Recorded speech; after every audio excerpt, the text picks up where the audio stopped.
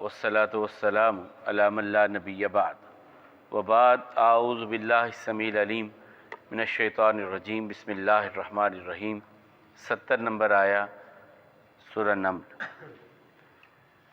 ولا تحزن علیہم ولا تکن فی ضیق مما یمکرون ویقولون متی ھذا الوعد ان کنتم صادقین قل عسیٰ ان یکون ردف لکم بعض الذی تستعجلون وَإِنَّ رَبَّكَ لَذُو فَضْلٍ عَلَى النَّاسِ وَلَكِنَّ أَكْثَرَهُمْ لَا يَشْكُرُونَ وَإِنَّ رَبَّكَ لَيَعْلَمُ مَا تُكِنُّ صُدُورُهُمْ وَمَا يُعْلِنُونَ وَمَا مِنْ غَائِبَةٍ فِي السَّمَاءِ وَالْأَرْضِ إِلَّا فِي كِتَابٍ مُبِينٍ۔ صدقت یا رب العالمین۔ وا اور لا نہیں، تحزن آپ غم کریں، علیہم ان پر، ولا اور نہ ہی، تکن آپ ہوں، فی ضیقٍ کسی تنگی میں، مما اس سے، یمکرون جو یہ تدبیریں یا چالیں چل رہے ہیں، ویقولون اور یہ کہتے ہیں، متی کب، ھذا الوعد اس کا وعدہ ہے، ان کنتم اگر ہو تم، صادقین سچے۔ قل کہہ دیجئے، عسیٰ شاید کہ، ان یکون ہو وہ، ردف لکم قریب آ چکا تمہارے، بعض الذین وہ، تستعجلون جس کی تم جلدی چاہ رہے ہو، وَإِنَّ اور یقیناً ربک آپ کا رب، لذو یقیناً صاحب ہے، فضل کے، علی الناس لوگوں پر، ولیکن اور لیکن، اکثرہم اکثریت ان کی، لا یشکرون شکر گزاری نہیں کرنے والی، وَإِنَّ ربک اور یقیناً آپ کا رب، لیعلم یقیناً وہ جانتا ہے، ما تکن جو وہ چھپاتے ہیں، صدورہم ان کے سینے، وما یعلنون اور جو وہ ظاہر کرتے ہیں، وما من اور جو بھی، غائبۃ غیب ہے، فی السماء آسمان کا، والارض اور زمین کا، الا فی کتاب مبین مگر سب کا سب ایک واضح کتاب میں درج ہے۔ کل جو ہم نے پڑھا، اللہ تعالیٰ فرماتے ہیں ان کے علم آخرت کے بارے میں تھک چکے ہیں، یہ شک میں پڑے ہوئے ہیں، بلکہ یہ قیامت کے دن کے بارے میں اندھے ہیں۔ کافر لوگ کہتے ہیں کہ کیا جب ہم مٹی ہو جائیں گے ہمارے بڑے، ہمیں پھر مٹی سے نکالا جائے گا؟ یہ وعدہ تو ہمارے ساتھ، ہمارے بڑوں کے ساتھ بہت پہلے سے ہوتا آ رہا ہے، یہ صرف پرانے لوگوں کی کہانیاں ہیں۔ ان سے کہیے زمین میں گھوم پھر کے دیکھو کہ ان لوگوں کا انجام کیا ہوا جنہوں نے گناہ کیے، جرم کیے، ان کا کیا انجام ہوا۔ اب اللہ تعالیٰ رسول اللہ صلی اللہ علیہ وسلم کو تسلی دے رہے ہیں کہ مکی دور میں بار بار ایک ہی بات، کیسے قیامت، کب قیامت، کیسی قیامت، کب قیامت، تو اور انکار رسول اللہ صلی اللہ علیہ وسلم کا۔ تو اللہ تعالیٰ کہتے ہیں آپ غمگین نہ ہوں ان کے بارے میں کہ یہ اسلام کیوں نہیں قبول کر رہے، ایمان کیوں نہیں لا رہے، آپ کیوں پریشان ہوتے ہیں، آپ کیوں اپنے اندر تنگی محسوس کرتے ہیں؟ آپ کھلے دل کے ساتھ رہیے، یہ ایمان لا رہے ہیں ٹھیک ہے، نہیں لا رہے تو اپنا نقصان کر رہے ہیں، آپ کا کوئی نقصان نہیں ہے، آپ کی ذمہ داری پہنچانے کی ہے، آپ پہنچا دیجئے۔ یہ ایمان لائیں گے اپنا فائدہ کریں گے، نہیں ایمان لائیں گے اپنا نقصان کریں گے۔ بالآخر انہوں نے جانا کہاں ہے، کہاں بھاگ کے چلے جائیں گے؟ آئیں گے بالآخر میرے پاس، میں پھر ان سے پوچھ لوں گا، ہاں بھئی کیا کرتے رہے تھے۔ پھر وہ جو سورہ ملک میں ہے کہ جب یہ جہنم کے گڑھے پر آ کر کے کھڑے ہوں گے نا، اور ان سے وہ جہنم کا داروغہ سوال کرے گا اور ان سے پوچھے گا، الم یاتکم نذیر، تمہیں کوئی ڈرانے والا تمہارے پاس نہیں آیا تھا؟ پھر کہیں گے قالوا بلا قد جاءنا نذیر، ہاں ہمیں ڈرانے والے آئے تھے، ہم نے اس وقت سنی نہیں ان کی بات۔ پھر قیامت کے دن کہیں گے قالوا لو كنا نسمع او نعقل ما كنا في اصحاب السعیر، ہم نے اس وقت عقل کی ہوتی، اس وقت نبیوں کی بات کو سن لیا ہوتا تو آج ہم جہنم میں نہ آتے۔ اس وقت وہ کہیں گے کہ کاش ہم نے اس وقت ان نبیوں کی باتوں کو سنا ہوتا اور ہم نے اس وقت عقل کی ہوتی تو ہم جہنم میں نہ گرتے۔ تو اللہ تعالیٰ کہتے ہیں ولا تحزن علیہم، آپ ان پر غمگین نہ ہوں، ولا تکن فی ضیق مما یمکرون، اور یہ جو آپ کے خلاف چالیں چل رہے ہیں ان چالوں پر بھی آپ تنگی محسوس نہ کریں۔ یہ چالیں چل رہے، کتنی چالیں چل لیں گے، ان کی چالیں کہاں جائیں گی، یہی کی یہی ختم ہو جائیں گی۔ اور جب ہماری تدبیر آئے گی، ہماری تدبیر چلے گی تو ان کے درمیان سے آپ کو لے کر کے جا کر دکھائیں گے، ان کی نظروں کے سامنے سے آپ کو لے کر کے جائیں گے ہم مکہ سے مدینہ کی طرف۔ یہ ان کی تدبیریں کیا تھیں؟ قید کر دو، قتل کر دو، گرفتار کر لو۔ اللہ کہتے تم ساری تدبیریں کر کے دیکھ لو، میں تمہارے درمیان سے اپنے حبیب علیہ السلام کو مدینے لے کے جاؤں گا، تم روک کر کے دکھا لینا۔ یہ ہے تو ان کی تدبیروں پہ آپ تنگی محسوس نہ کریں، کر لو جو کر سکتے ہو بھائی، کھلے دل سے کرو تدبیریں، سوچ سے بچار کرو، بھاگ دوڑ کر کے تدبیریں کر کے آؤ پھر مقابلے میں۔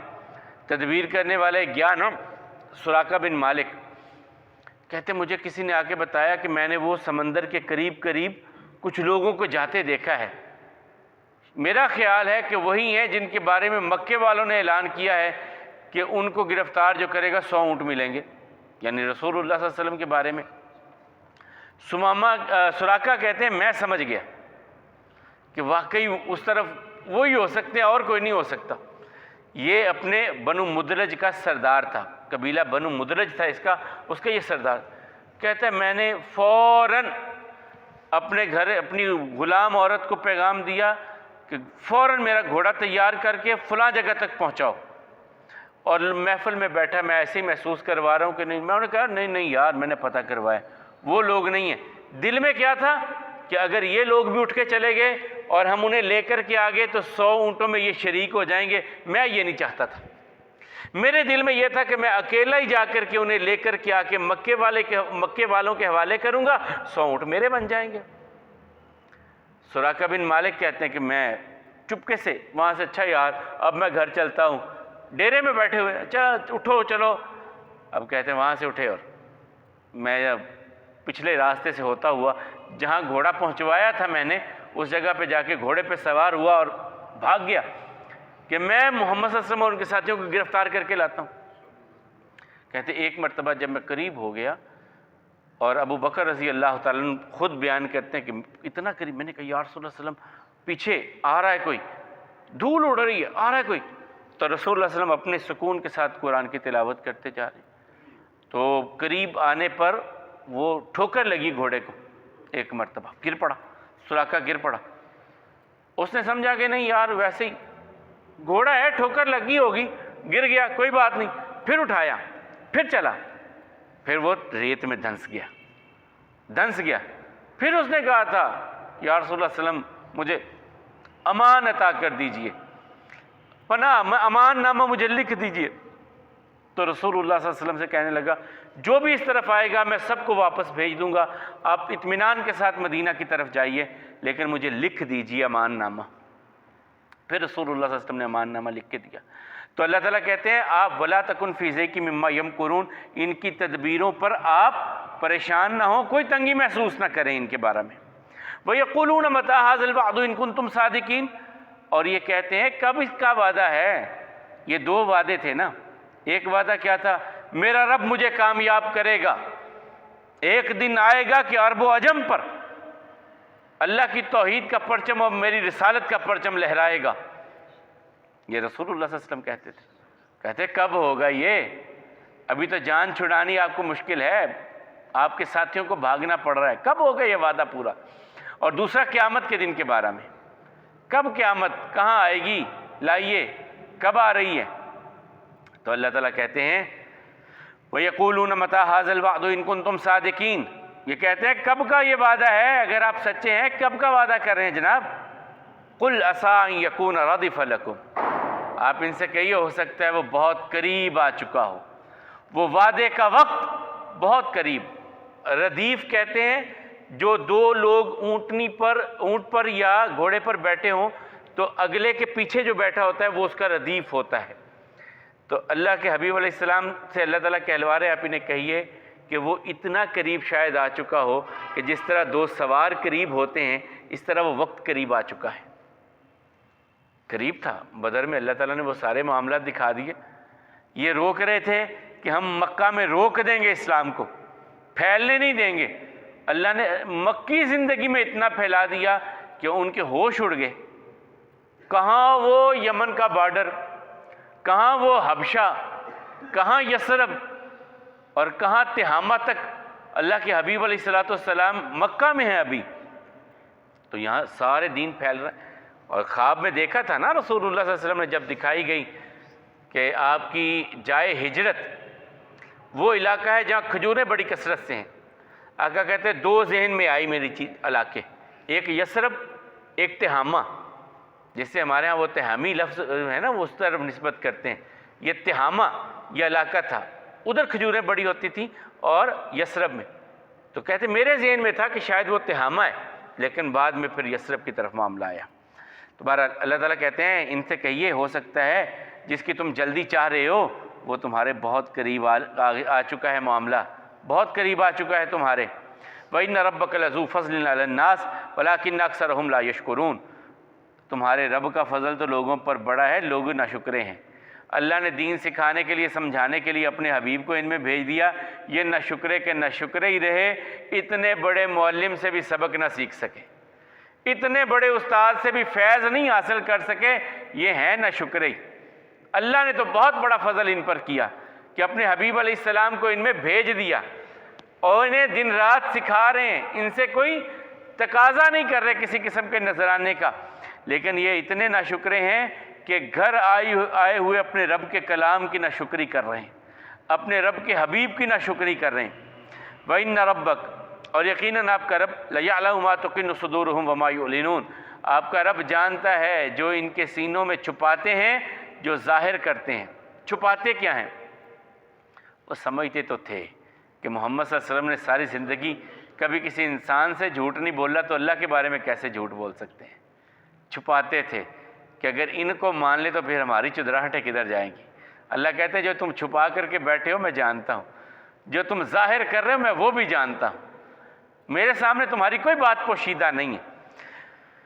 وَمَا مِنْ غَائِبَةٍ فِي السَّمَاءِ، اور جو کچھ بھی غائب ہے آسمان کا اور زمین کا، تمہاری نظروں سے جو کچھ اوجھل ہے، جو کچھ سامنے ہے، سب کا سب یہ ہم نے ایک کتاب میں درج کر رکھا ہے۔ ہر چیز کا ایک وقت لکھا ہے۔ تمہیں نظر نہیں آ رہے اللہ کے عذاب، تمہیں قیامت نظر نہیں آ رہی، لیکن اللہ نے اس کا ایک وقت اپنی کتاب میں لکھا ہے، وہ اس وقت پہ اپنے آپ ہو جانا ہے، تمہیں کہنے کی ضرورت بھی نہیں پڑنی۔ وہ معاملہ، وہ وقت جو اللہ نے لکھا ہوا ہے، اس وقت پہ وہ کام اپنے آپ ہو جانا ہے، جس کے بارے میں اللہ تعالیٰ نے جو تاریخ، جو وقت مقرر کر دیا ہے، وہ کام اس وقت پہ ہونا ہے۔ اور آپ نہ تنگی محسوس کریں اپنے سینہ میں ان کے بارے میں جو یہ تدبیریں کر رہے ہیں، اور نہ آپ غمگین ہوں۔ یہ کہتے ہیں کب کا یہ وعدہ ہے اگر آپ سچے ہیں؟ کہیے کہ ہو سکتا ہے وہ بہت قریب آ چکا ہو جس کی تم جلدی چاہ رہے ہو۔ یقیناً آپ کا رب تو لوگوں پر بڑے فضل والا ہے، لوگوں کی اکثریت ناشکری ہے۔ یقیناً آپ کا رب جانتا ہے جو یہ اپنے سینوں میں چھپاتے ہیں اور جو یہ ظاہر کرتے ہیں، اور آسمان و زمین کے جتنے بھی غیب ہیں سب کے سب کتاب مبین میں درج ہیں۔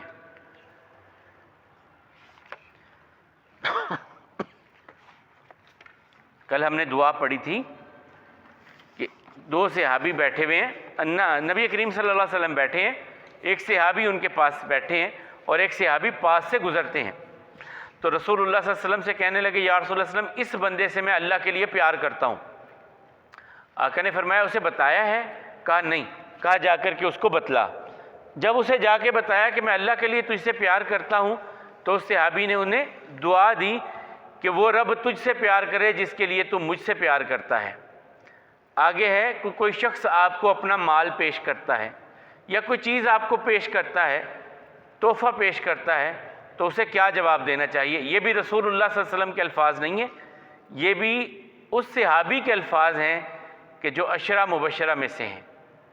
حضرت عبد الرحمن ابن عوف رضی اللہ تعالیٰ عنہ کی یہ دعا ہے جو یہاں نقل کی جا رہی ہے، جو ابھی ہم پڑھیں گے۔ عبد الرحمن ابن عوف جب ہجرت کر کے آئے، مکے میں یہ بڑے تاجر تھے، قریشی تھے، تجارت بڑی تھی۔ ہجرت کر کے جب مدینہ آئے تو بالکل خالی ہاتھ تھے۔ 3 بڑے سعد تھے مدینہ میں، سعد بن عبادہ، سعد بن معاذ اور سعد بن ربی۔ سعد بن ربی بھی بڑے مالدار صحابہ کرام میں سے تھے، انصار میں سے، مدینہ کے رہنے والوں میں سے، اور یہ ان کا باغ بھی تھا، کاروبار بھی تھا، گھر گرہستی بھی بہترین انداز میں ان کا چل رہا تھا۔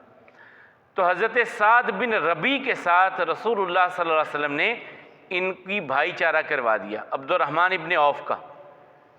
تو عبد الرحمن ابن عوف کو سعد بن ربیع کہنے لگے میرے کاروبار میں، میرے باغات میں آپ آدھے کے حصے دار ہیں، کیونکہ رسول اللہ صلی اللہ علیہ وسلم نے آپ کو میرا بھائی بنا دیا ہے۔ صحیح بخاری کی یہ روایت ہے، آپ میرے کاروبار میں آدھے کے شریک ہیں، کیونکہ بھائی کہہ دیا رسول اللہ صلی اللہ علیہ وسلم نے، اور میں آپ کی شادی بھی ضرور کرواؤں گا۔ اور بعض روایات میں پھر اور میں ہے کہ انہوں نے کہا کہ میری 2 بیویاں ہیں، آپ جس کو کہیں میں طلاق دے دیتا ہوں، عدت گزار لے گی، آپ اس سے نکاح کر لیجئے۔ تو اس موقع پر جب ایک بھائی نے اپنے دوسرے بھائی کو اپنے باغ اور کاروبار اور گھر پیش کیا تو عبد الرحمن ابن عوف نے یہ دعا دی، بارک اللہ لک فی اہلک و مالک، اللہ تیرے مال میں، تیرے گھر میں برکت دے، مجھے یہ نہیں چاہیے۔ کہا پھر چاہیے کیا ہے؟ یہ صحیح بخاری کے الفاظ، چاہیے کیا ہے تمہیں؟ کہا مجھے صرف راستہ، سوق کا، بازار کا راستہ بتا دو۔ کہتے ہیں انہوں نے بتا دیا، چلے گئے، اور اتنی محنت کی انہوں نے، اتنی محنت کی، مزدوری سے آغاز کیا، کھجوریں کسی کی تھیں بازار سے اٹھائیں گھر، کسی کی گندم اٹھائی تو دوسری جگہ پہ، کسی کے جو اٹھائے، تو اس طرح کام کرتے کرتے کرتے شام کو جو بچے پیسے ان میں سے پنیر خرید لیا اور گھی خرید لیا۔ جو پیسے شام کو مزدوری کے کمائے ان سے گھی اور پنیر خرید لیا، پھر اگلے دن مزدوری بھی کی اور وہ گھی بیچا بھی اور پنیر بیچا، پھر خریدا، پھر یہ کاروبار بھی ساتھ کر رہے، مزدوری بھی ساتھ کر رہے۔ کچھ دن گزر گئے، یعنی مہینے نہیں، کچھ دن گزرے صرف، تو ایک دن رسول اللہ صلی اللہ علیہ وسلم کے پاس آئے، ان پر زرد رنگ لگا تھا، ادھر کی خواتین کچھ زرد رنگ کا میک اپ پہ کچھ استعمال کرتی تھی، تو رسول اللہ صلی اللہ علیہ وسلم دیکھ کے پہچان گیا، عبد الرحمن یا رسول اللہ شادی کی ہے؟